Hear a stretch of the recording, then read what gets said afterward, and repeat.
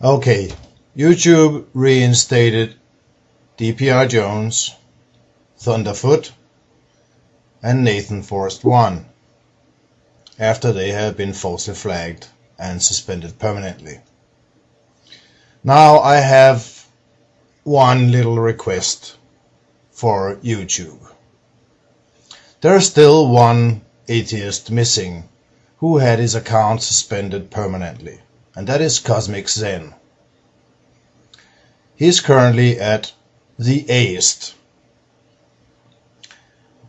Link will be provided up there. But I think he has to be reinstated too. And he has to be reinstated now. Not in a week, not in a month, but now. He was, just as Thunderfoot, DPR Jones and Nathan Forrest, falsely flagged and was suspended because of that. So YouTube, will you please lift the ban on Cosmic Zen and give him his channel and his many subscribers back? That would be the fair thing to do. Peace, and don't panic.